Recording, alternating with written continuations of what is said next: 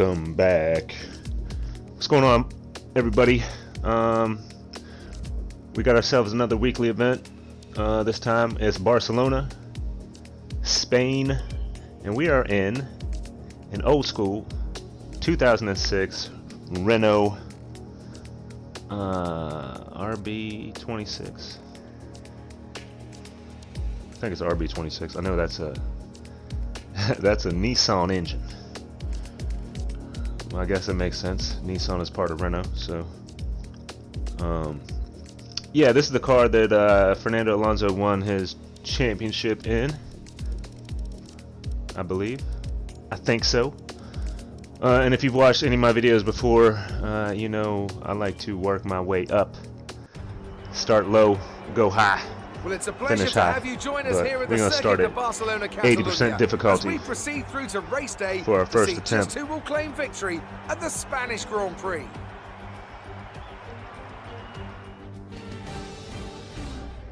And yeah, this one wasn't too bad. I did it a few times, you know, and every time I did it, I kept getting better. But here's a real quick look at the setup I was using. I was using the same setup that I use on the 2019 car. The only difference being is the weight distribution, which they don't do on the 2019 cars. But you can see after my attempt at 80% difficulty, we finished with 259,000, which is good enough for the top 10%, 457th. About 40,000 points away from the leaders. Yeah, the objective here is to finish first. Oh, it's not an RB26, it's an R26. My bad. I knew it was not a Nissan engine. But we're gonna do 90% difficulty this time, and 273,000. Climbing the leaderboards. Moving on up. We moving up. That one puts us in the top 3%. 139. Not bad.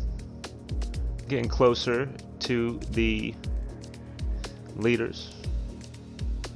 About 30,000 points away now. So getting better. You know, since this is a historic car, you know, something you don't normally race a whole lot of, so a lot of this, you know, is me just getting used to the way the car feels and handles, and what I can get away with and what I can't. So 100% difficulty now, and you can hear this thing is screaming. It's only got 7 gears, doesn't have 8 like the new ones. Get around the 4th place. 3rd place dude puts us in 3rd. Catalunya. This is a track that a lot of the drivers know well, because this is a track they do a lot of practice on, do a lot of winter testing on. So everybody should be familiar with this track. It's pretty difficult. It's technical. Like this part right here, not throwing it away right there, the weight transition, and if you hit the curbs, more than likely you're going to lose control. And you know, I'm just putting the hammer down. There's no ERS, there's no DRS. Only thing I can mess around with is the fuel mix. And I think after doing like the 80 and 90% difficulty, you know, I was messing around with it here and there, trying to see what worked best. And pretty much for this challenge, you could leave it in rich the whole time. And I felt like because I was on a harder difficulty, I was actually setting faster times because the AI wasn't getting in my way. You know, like when you're using the lower difficulties, obviously the AI is a little bit slower, and sometimes you would catch them at the wrong point in the track. As I run a little wide there, but not an issue. But yeah, like sometimes you'll catch the AI at the wrong point in the track, and it'll hold you up, and it'll make your time a lot worse. So I mean, doing the harder difficulty actually allows me to get a better time and a better score on the leaderboards. Because see, like right there, we kind of caught him at the wrong time. It would have been better as I bump him a little bit. It would have been better to catch him coming out of here. But again, without any drag reduction, we're at a stalemate. You know, we're in the same car, so. And this thing, it feels like it has a lot of downforce. It wants to stick to the road pretty good. Like I said, because it's only got 7 gears, kind of throwing me off with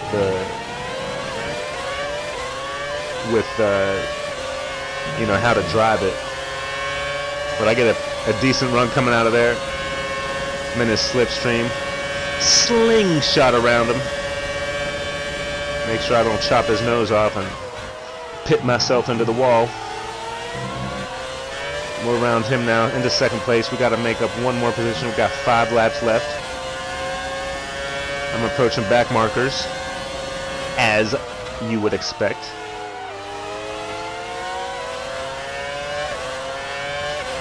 And a lot of people say that these, that was a bad spot to be letting me by.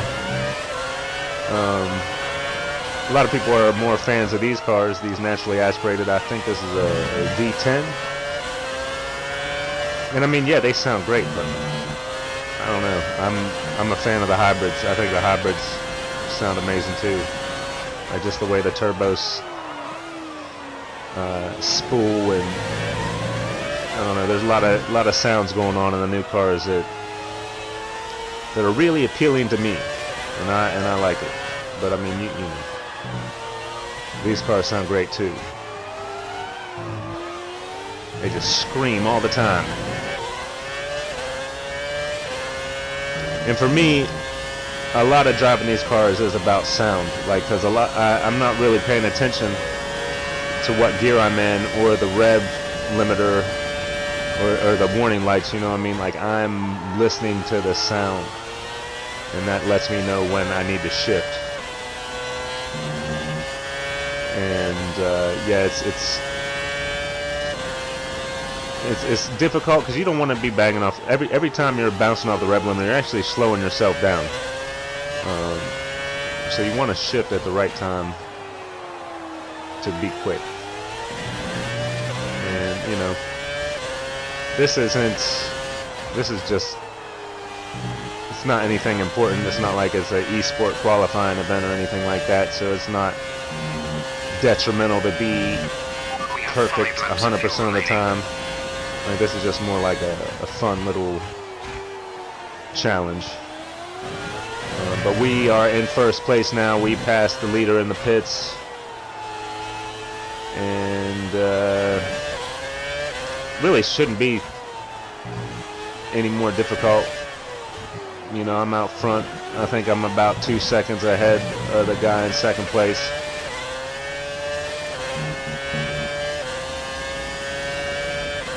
Come around lap 63 now, 3 more laps. I mean, I'm coming down the straight, and I want to hit 8th gear. I'm trying to hit 8th gear, but there's no 8th gear. And that turn right there coming out at, I think that's turn 3. Like, you want to get on the gas early there. And the downforce just keep you glued to the track. You're just flat out coming around there. Sometimes you run a little wide if you're not on the correct line. But this thing feels great though. It feels glued to the road. A lot more downforce than the modern cars. You can see all the different winglets on the front, on the nose, and this. It looks really strange, but the rules allowed it back then.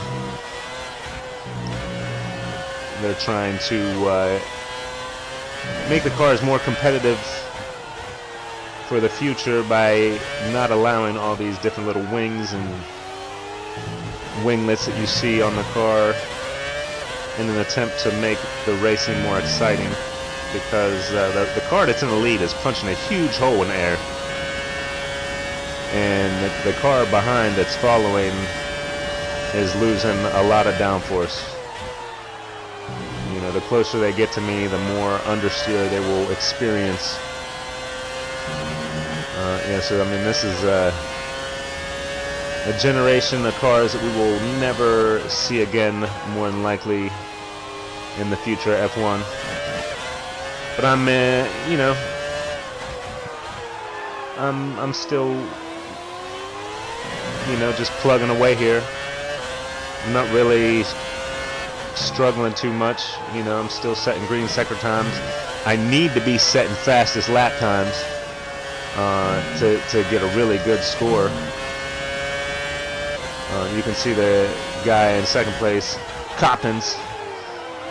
He's got the fastest lap. Right now I'm up 2/10 so far this lap on my best time. There's 3 laps of fuel remaining. But yeah, I mean, if you've been paying attention, I've been in rich fuel mix this whole time. I don't think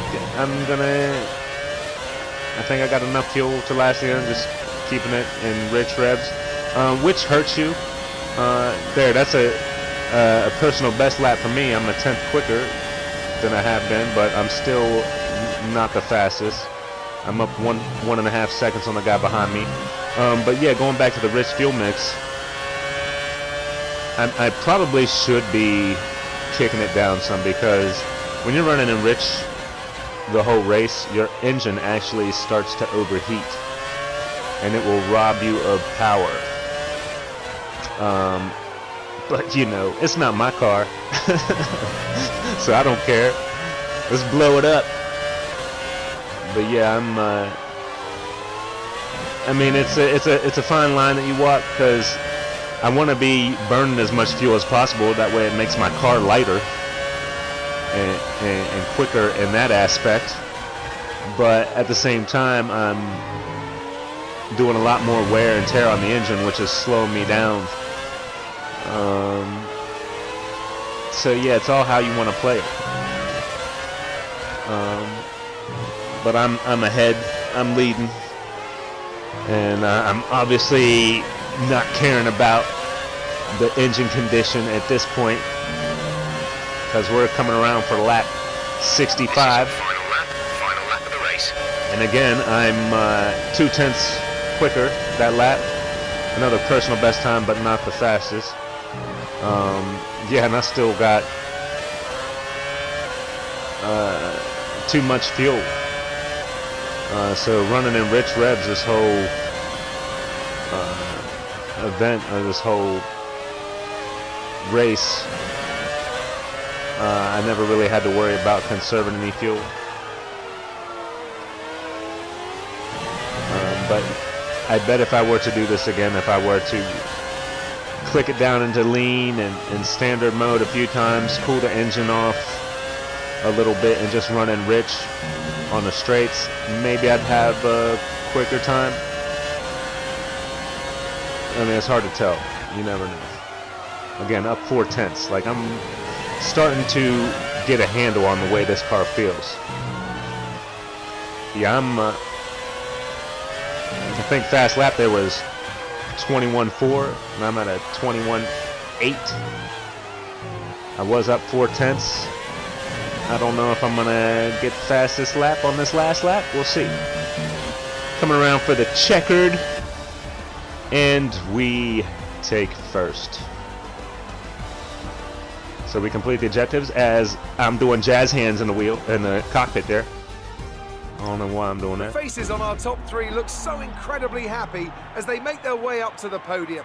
A much-deserved victory and a brilliant performance from them all. Yeah, it's weird to think that car is only 13 years old. Like, look how the cars have changed in 13 years. It's pretty crazy. So we completed the objective. We finished first. 100% difficulty. Let's see where we end up. 278. That's not a huge improvement. I think we were at 273 before. top 2%? Top 2%, top 2%, top 2%, top 2%. So that put us 86th out of 4,500 people. It's pretty good, yo. Pretty good, yo. So at the end of the event, we end up 170th. I'm guessing that's out of 5,000 people. I don't know, but that's enough for an elite trophy. Yeah, baby. Thanks, guys, for watching. Peace.